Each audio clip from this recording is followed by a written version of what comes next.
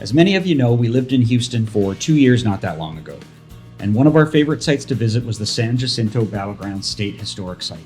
The site is the place of the historic battle where Texans fought the Mexican army to ensure their independence.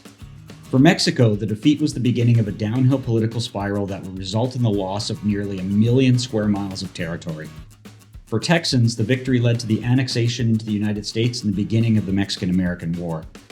In the end, the United States would gain not only Texas, but also New Mexico, Nevada, Arizona, California, Utah, parts of Oklahoma, Kansas, Colorado, and Wyoming. As a result of the Battle of San Jacinto, over a quarter of what is now the United States of America changed ownership. It's one of the most decisive and consequential battles in the history of the United States, and indeed the Western world.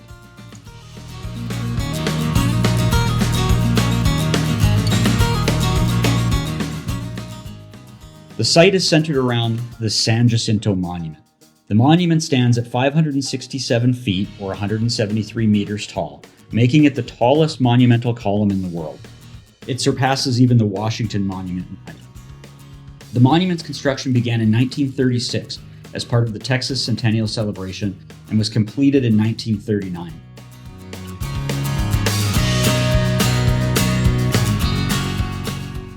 The monument is made of reinforced concrete faced with Texas pink granite. At the apex of the monument, there's a 34-foot or 10-meter tall star, which is lit at night, symbolizing the Lone Star of Texas.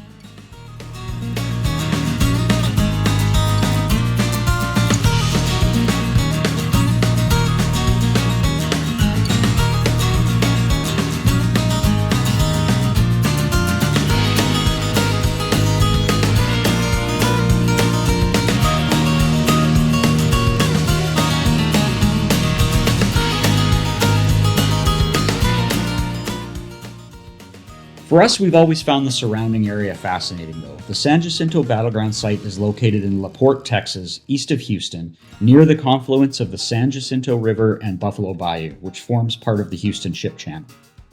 This area is part of a broader industrial corridor that includes cities like Pasadena, Deer Park, Baytown, and extends into part of Harris County. The area is dominated by refineries and chemical plants.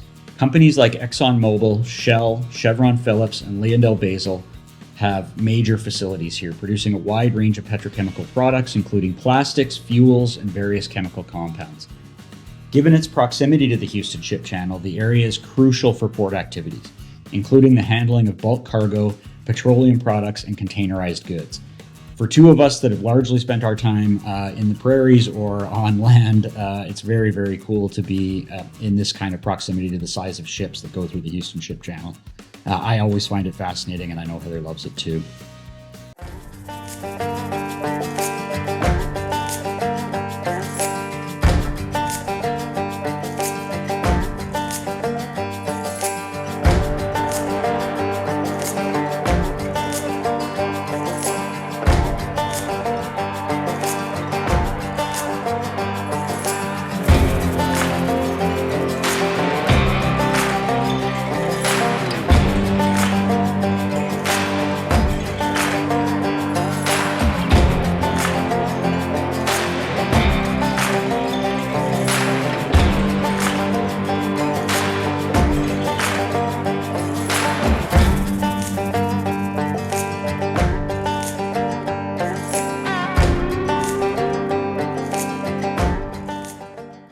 In the early 1830s, Texas was part of Mexico, but tensions were rising.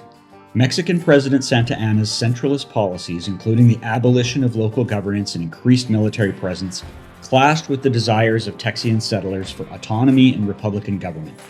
The situation escalated with the drafting of the Mexican Constitution of 1835, which further centralized power, leading to unrest among the Anglo-American settlers and Tejanos in Texas.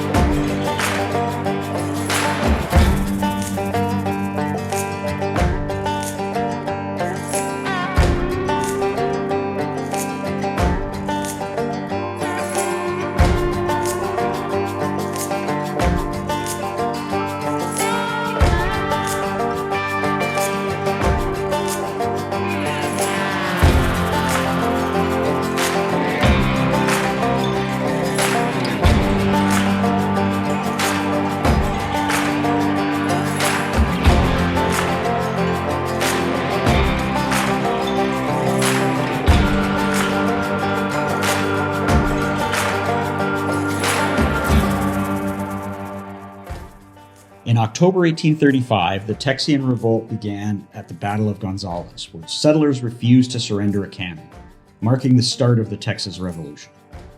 Over the next months, Texan forces won several engagements, but the situation changed dramatically with the siege and subsequent fall of the Alamo in March of 1836, where all Texian defenders were killed, fueling the resolve of the Texian forces. Similarly, in late March, the Goliad massacre saw the execution of hundreds of Texian prisoners by Santa Anna's orders, further galvanizing the Texian cause under the rallying cry, "Remember the Alamo, remember Goliad."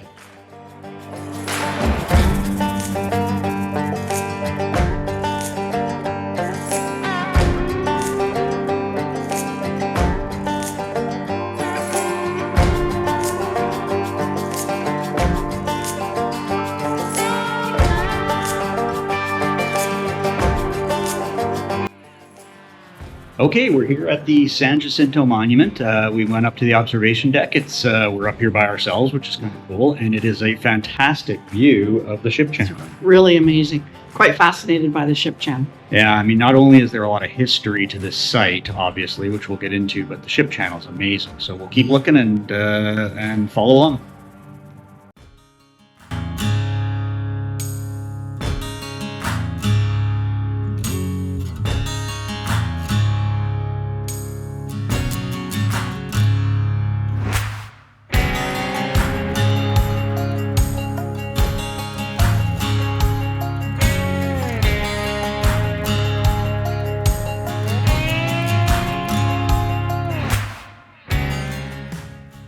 On March 2nd, 1836, the Texas Declaration of Independence was signed, officially declaring Texas as the Republic of Texas. On April 21st, 1836, the decisive Battle of San Jacinto took place. After weeks of retreat by Sam Houston's Texian army, they made a stand near the San Jacinto River. Santa Anna, believing the Texians were in no condition to fight, underestimated his opponents. Houston, taking advantage of this, launched a surprise attack in the late afternoon. His forces, including volunteers and regular troops, charged Santa Anna's camp with cries of "Remember the Alamo" and "Remember Goliad." The battle was swift and brutal, lasting only 18 minutes but resulting in a decisive Texian victory. Santa Anna's army was caught unprepared, many were killed or captured, including Santa Anna himself the following day.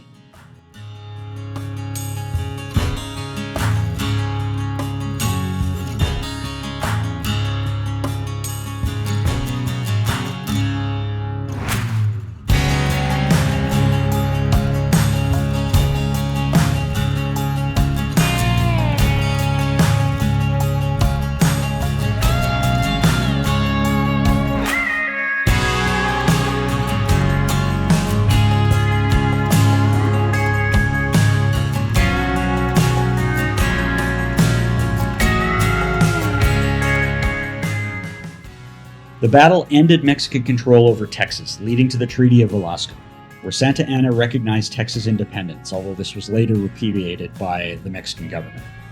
The victory at San Jacinto marked the end of the Texas Revolution and the birth of the Republic of Texas, setting the stage for its eventual annexation by the United States in 1845.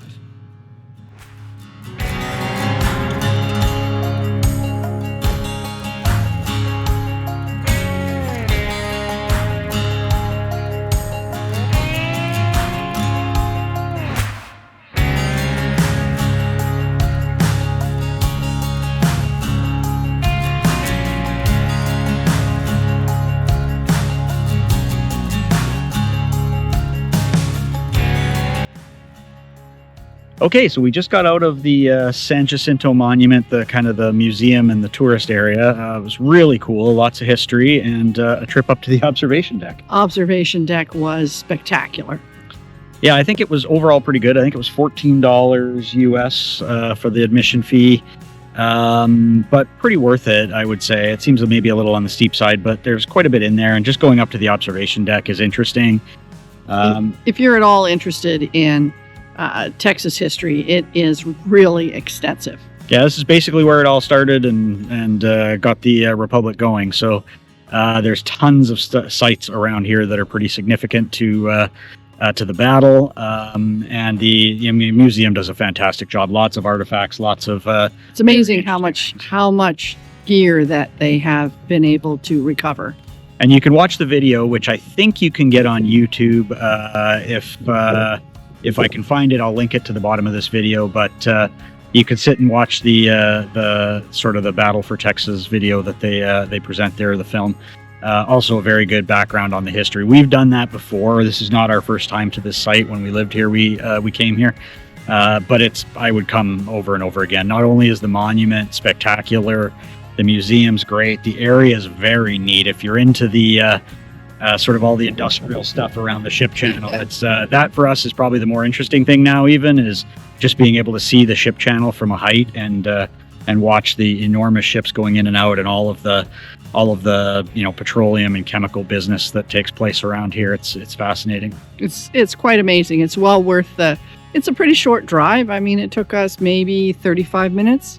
It's pretty easy. Yeah, it is. It's a pretty straight shot. Coming on the weekend definitely helps. You don't face weekday traffic here. And then once you're in here, it's a huge space. Like, it'll feel like you have it to yourself. That's what it's felt like to us here. There's maybe 20 or 30 cars, so it's like it's not empty, but the space is so big that it feels empty all the time.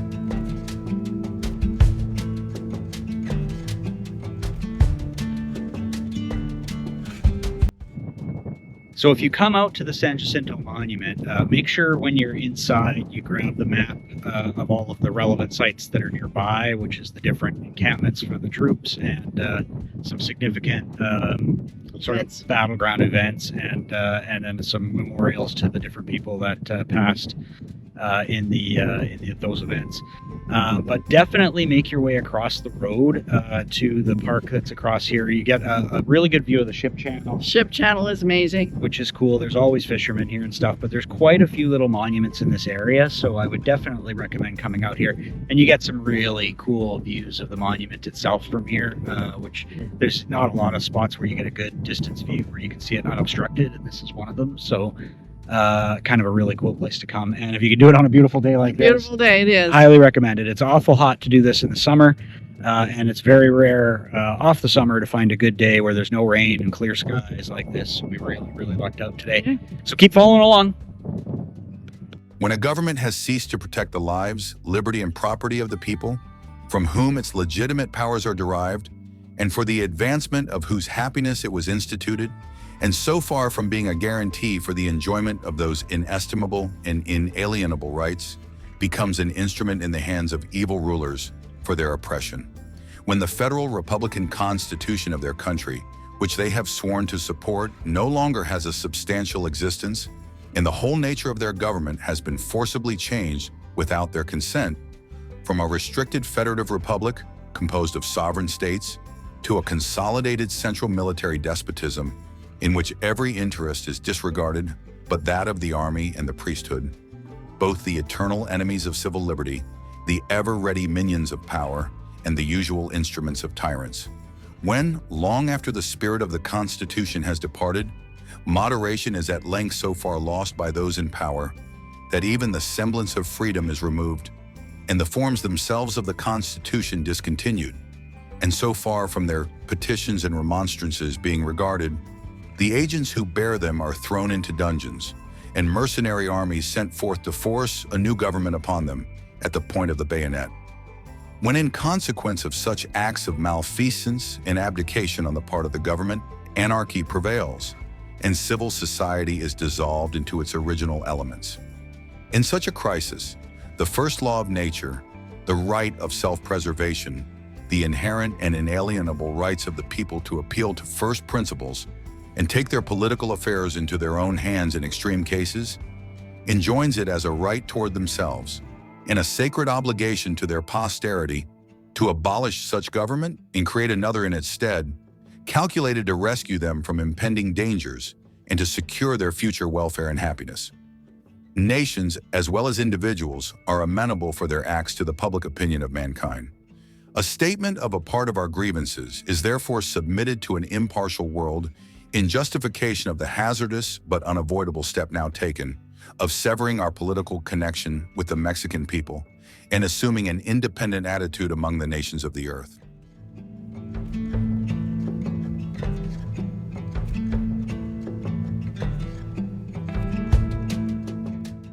I hope you enjoyed our first sort of foray into our Texas tours. Hopefully we can bring you some interesting sites that maybe you haven't seen before around around Houston and sort of in the sort of South Texas area.